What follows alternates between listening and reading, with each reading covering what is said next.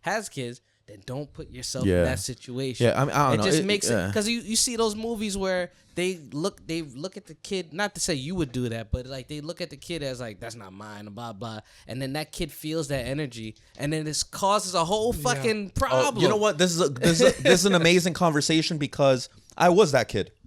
I'm not gonna cap. So my mother ended up having, like I said, my mother has 2 baby daddies.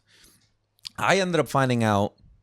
You know what? Let me go back to the background story. So I grew up thinking that my sister and I had the same father. Okay,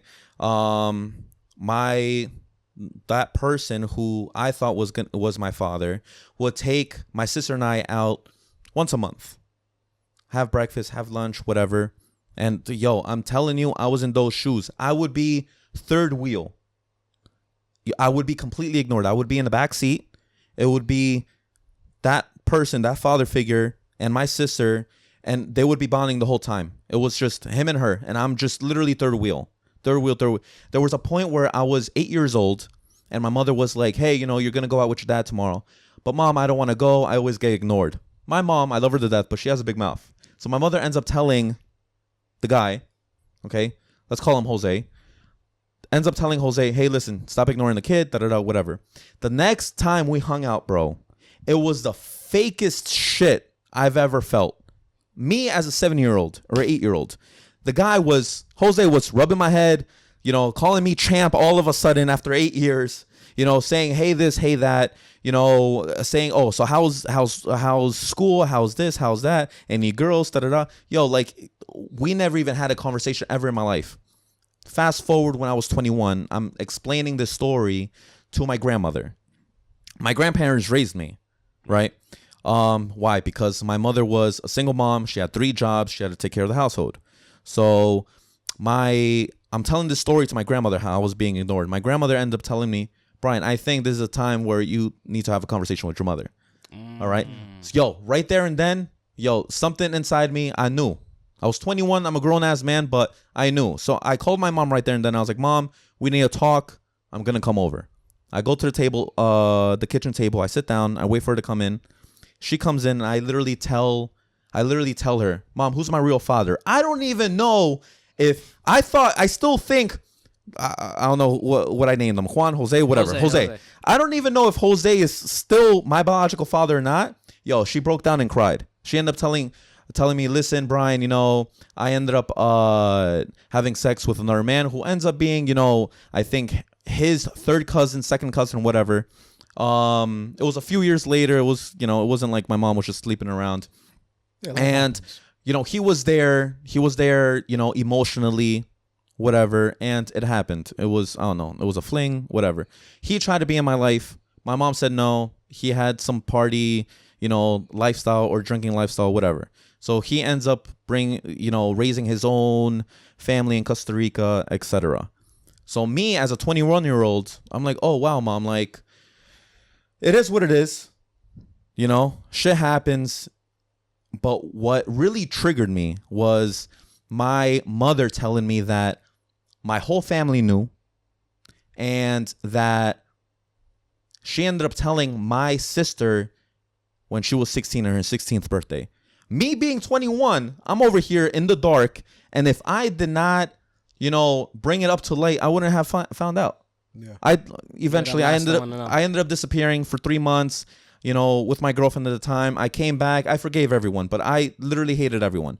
But at the end of the day, like I could definitely be in that little kid's shoes. Right. But now being a grown ass man, and I get it. My mom even told me, he at the end of the day, he ended up looking at me as an 8-year-old kid, saying it was a constant reminder that my mother was with another man, his cousin or whatever. I get it. I completely get it now. Like, I don't even resent my sister's father. You know what I'm saying? Like, it is what it is. Like, there's something, I wouldn't have been so much of a piece of shit, but I would at least acknowledge the kid. It's not the kid's fault.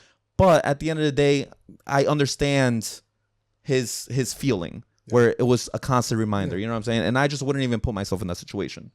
It could be my exception of my history or whatnot, but I just wouldn't even put myself in that situation just because of that, man. Yeah. And that's where if you talk to any therapist, they'd tell you just that, like, don't put yourself in that situation. Yeah, of course. It's gonna be some resentment, and you know what? And that's one of the reasons probably that I want to spread my seed and I want to be the best father in the world. See, Yeah. You know what I'm saying? motivation. It's like I don't want any, it's like especially your child. I don't want anybody to feel like that because you always want them to feel like they're loved. But it's like especially you could. There's a difference. Not to say there's a difference between if they're theirs or not, but like essentially based on your experience. I don't want this to ever happen. Yeah, definitely. And but again, being devil's advocate, because again, putting my feelings aside, as a man, I'm looking at it as the whole picture. I understand both sides. I understand my mother's side, why she kept it a secret, why my whole family kept it a secret. They didn't want to hurt me. I understand that. They love me. Okay, great. But I also understand my sister's father, how, the type of way he felt.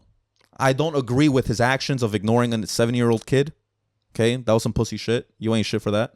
But I understand his feelings. 1,000%. Yeah, as long as you can understand. And again, those things, like he said, those things happen, for a reason sometimes, like so much bigger than us. Because that happening now will literally probably shift your entire being about the way you go about life and about how you're going to be as a father. Right, exactly. You know what I'm saying? Yeah. And it's like without that ever happening, who knows if you would end up even wanting children? Who knows if you would end up wanting to be the man that you're going to be, the father, the man that you are. Right, and it comes down to like I could have either let that break me as a 21-year-old. I could have been a drug addict. I could have done this. I could have done that. But I took it in the chin. I capitalized. I was always independent, thankfully, when I was a little kid. And. Yeah.